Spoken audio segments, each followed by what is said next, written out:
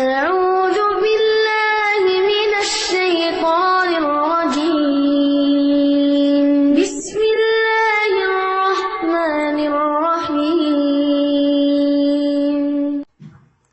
Intinya inilah bagaimana para imam-imam mazhab yang mereka orang-orang yang saleh, bertakwa, ahli hadis, ya, ahli fikih. Ya, maka tentunya secara global, ya, kalau seorang bermazhab, maka dia berusaha, artinya dia belajar ilmu dari warisan dari ilmunya Imam Ahmad, misalnya bermazhab Hambali. Seorang bermazhab Syafi'i, berarti dia belajar fikih melalui warisan ilmunya Imam Syafi'i dengan metodenya Imam apa? Syafi'i. Barang siapa yang bermazhab Hanafi, berarti dia belajar ilmu fikih melalui metode mazhab Imam Abu Hanifah. Barang siapa bermazhab Maliki, berarti dia belajar ilmu agama melalui metodenya Imam Malik. Dan kita tahu masing-masing ilmunya luar biasa, ahli hadis dan ahli fikih, ya. Dari sini kita tahu bagaimana sikap yang benar terhadap mazhab. Bosnya mazhab, ya, terutama 4 mazhab, ya. Mereka adalah para imam, 4 imam mazhab yang Allah jadikan mereka sebab untuk menjaga agama ini, ya. Kita tahu bahwasanya ilmu agama terjaga dengan 4 imam tersebut, ya. Ada imam yang lain tapi ilmu mereka tidak diwariskan. Jadi di antara sebab Allah menjaga agama Islam dengan adanya 4 imam mazhab tersebut, ya. Dan mereka orang-orang yang alim dan pakar menggabungkan antara ilmu dan ibadah. Oleh karenanya para ulama, ya, sepakat bahwasanya boleh bermadzhab. Karena bermadzhab itu intinya kita belajar melalui metode si fulan, ya. Maka tidak benar seorang anti mazhab, itu enggak benar. Ada orang datang-datang kemudian tidak boleh bermadzhab, tidak boleh bermadzhab. Terus maksudnya gimana? Belajar sama siapa? Ya sudah, belajar sama saya saja, ya. Ya berarti mazhabmu berarti. Berarti saya belajar sekarang mazhabmu lah. Daripada mazhab ente, mending mazhabnya Imam Ahmad. Ente sehari sholat berapa rakaat? Maksud saya, ya bermazhab itu boleh, ya. Yang tidak boleh nanti kalau fanatik, ya. Adapun bermazhab boleh, ya. Ya, bermazhab. Terutama orang awam, dia kalau tidak mengerti tentang dalil, tidak mengerti mentarjihkan, maka dia boleh, ya, bermadhab, enggak ada masalah. Adapun timbul propaganda anti madhab, itu propaganda yang salah. Ya, karena para ulama salaf dahulu mereka kebanyakan bermadhab, ya. Kebanyakan bermadhab, ya. Contoh, kita bilang Ibnu Taimiyah Hambali. Ibnu Taimiyah apa? Hambali. Muhammad bin Abdul Wahab apa? Hambali. Kita bilang ulama sekarang sunnah. Ibnu Utsaimin Hambali. Kemudian Ibnu Baz apa? Hambali, ya. Ulama-ulama dahulu juga misalnya Al-Muzani, Syafi'i, ya. Banyak, ya. Ya, penulis-penulis buku akidah, Al-Lalakai, kemudian Al-Khallal Hambali, Al-Lalakai Syafi'i, ya. Banyak, ya, ahli-ahli yang menulis buku-buku akidah, mereka rata-rata bermadhab, ya. Rata-rata bermadhab. Oleh karenanya tidak boleh kita mencela madhab dan tidak mengapa seorang berafiliasi kepada madhab. Saya bermazhab demikian. Artinya saya belajar fikih dengan metode seperti ini. Itu enggak ada masalah, ya. Bahkan para ulama mengatakan kalau ingin belajar fikih, sebaiknya belajar fikih madhab terlebih dahulu. Supaya kita tahu betul bagaimana metodenya. Setelah itu kalau kita sudah punya ilmu, kita boleh banding-bandingkan. Itu cara belajar metode fikih yang terbaik, ya. Baik. Yang tidak boleh bagaimana? Yang tidak boleh ta'assub, fanatik, seperti berkata bahwasanya, ya, saya akan tetap Hambali, ya, misalnya sampai saya mati pun saya akan tetap apa?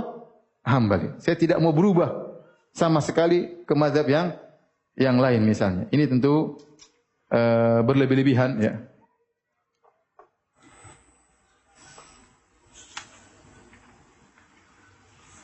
Karena para ulama mazhab tersebut, ya, tidak ada yang menyuruh murid-muridnya untuk bertaklid kepadanya. Seperti ada seorang ulama pernah berkata, "Ana hambaliyun ma hayitu wa in amut fa wasiyati linnasi an yatahambalu." Aku adalah seorang bermazhab Hambali. Selama aku masih hidup aku Hambali. Kalau aku mati pun aku Hambali. Dan wasiatku kepada manusia agar jadi mazhab Hambali. Yang lain gimana, ya? Ini ta'assub dari mazhab Hambali. Demikian juga misalnya dari seorang ulama mazhab Hanafi, ya, ta'assub, ya. Sampai dia berkata, al-aslu anna kulla ayatin tukhalifu qawla ashabina fa innaha tuhmalu ala nasakh aw tarjih. Wal aula an tuhmal ala ta'wil min jihati taufik. Hukum asalnya setiap ayat yang menyelisih pendapat ulama-ulama kami Hanafi maka dianggap mansuh atau harus ditarjih, dikalahkan, atau yang lebih utama untuk ditakwil. Ini ada bentuk apa? Fanatik ya. Lebih daripada itu, pernah timbul fanatik luar biasa sampai terjadi permusuhan, sampai sebagian ulama Syafi'i Hanafi berfatwa tidak boleh menikah dengan wanita dari mazhab apa?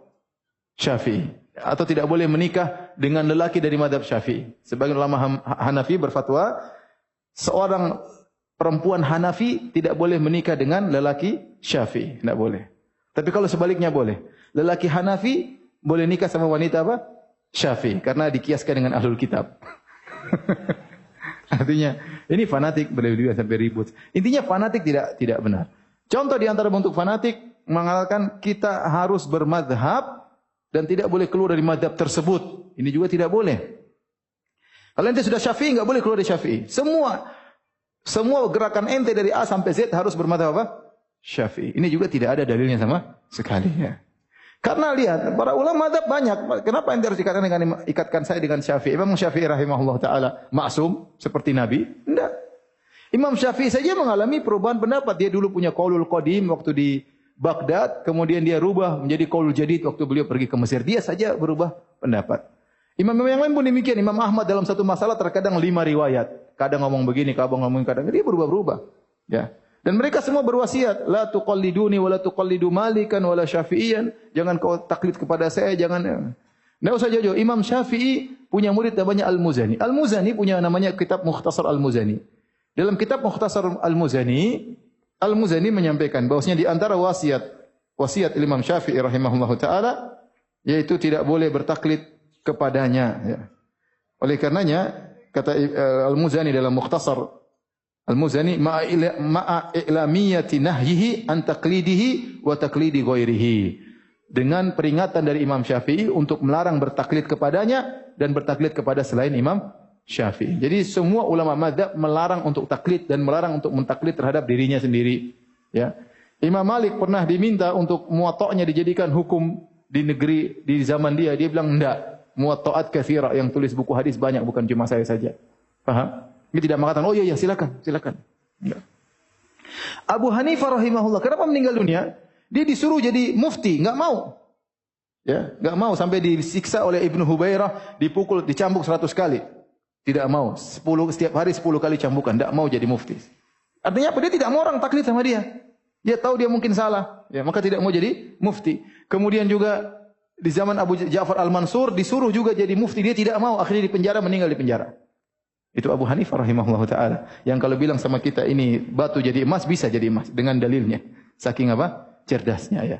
Jadi maksudnya kalau taklid tidak boleh. Tapi seorang bermadhab boleh saja. Oleh karenanya, sebagian ulama mereka bermadhab tapi mereka tidak taklid buta. Ya. Terkadang mereka menyelisih madhab mereka. Ya. Contohnya Nawawi rahimahullah ta'ala. Ya. Terkadang menyelisih ulama perkataan yang masyhur dari madhab Syafi'i. Dia ulama Syafi'i ya. Ya. Al-Muzani menyelisihi Imam Syafi'i. Tidak usah jauh-jauh. Imam Syafi'i muridnya siapa? Imam Malik. Tapi Imam Syafi'i tidak jadi Maliki. Gampangannya sederhana. Imam Syafi'i muridnya siapa? Imam Malik. Tadi sudah kita gambarkan. Dan Imam Syafi'i tidak menjadi seorang Malikiyah. Imam Ahmad belajar sama Imam Syafi'i. Tapi Imam Ahmad tidak menjadi apa? Syafi'i. Imam Syafi'i juga belajar sama Muhammad bin Hasan al-Syaibani, Hanafi. Tapi Imam Syafi'i tidak menjadi Hanafi. Muhammad bin Hasan al-Syaibani belajar sama Imam Malik, tidak jadi Maliki, dia bahkan dia apa? Hanafi. Abu Yusuf dan Muhammad bin Hasan al-Syaibani betapa sering menyelisih Imam Abu Hanifah.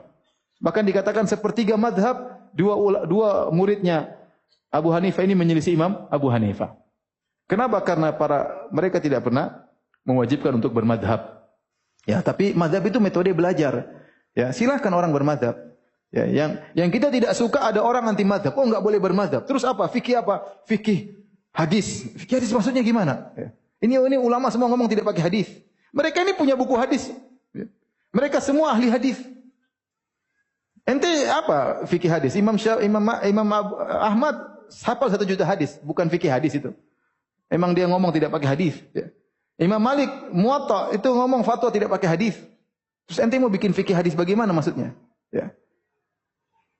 Ya, Akhirnya dia melarang semua bermadzhab, terus dia bikin buku fikih sendiri. Berarti fikih ente berarti.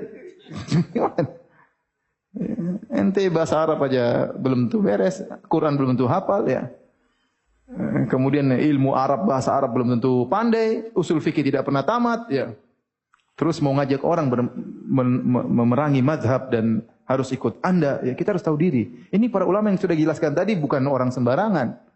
Ya, bukan orang berbicara tanpa ilmu, mereka juga punya ilmu. Kalau ada perselisihan, beda sudut pandang itu wajar ya.